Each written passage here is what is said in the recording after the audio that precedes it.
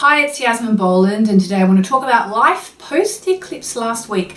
So if your life was turned upside down at all by last week's eclipse in Pisces, if you're confused, if there have been shocks, if there have been weirdnesses, if you're not quite sure of where you are, what's happened, try not to panic. One of the most important things to remember at the time of an eclipse is that what happens might feel quite difficult at the time, but in the fullness of time you can see that everything that happened was meant to be. It's quite a hard thing for us to accept at the time. Often in life, when things seem to be going wrong, sometimes as things pan out, we can see things were going in fact very right for us. So try and keep the faith if life is a bit tumultuous at the moment. So obviously now, because we've just had the full moon eclipse, and next week we're going to have the new moon in the sign of Libra, which I'll talk about next week. It means we're in what's called the waning cycle. So the moon is waning, it's getting smaller, it's going to eventually disappear from view just before it's new, just before we start to make all our new moon wishes and set our intentions and make our commitments again in a week's time. So this period is actually a time to really try and take it easy on yourself.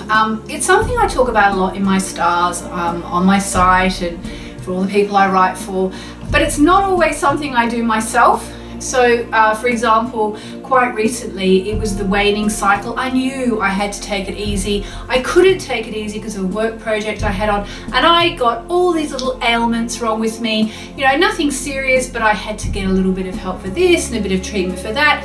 That's what happens when we get out of sync with the cycles of the moon, and especially now because we've had the full moon eclipse, okay? It's been a really high energy time. If you can take it easy this week and next week, if you can go easy on yourself, that is the time, that is the best thing to do.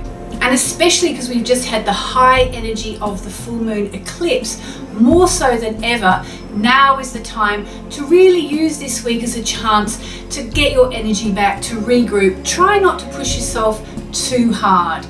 As the weeks unfold, you'll start to see what the eclipse week was all about, how things are going to change. And remember, this is also a week to be working on your forgiveness. So forgiving anyone who seems to have hurt you, who seems to have harmed you.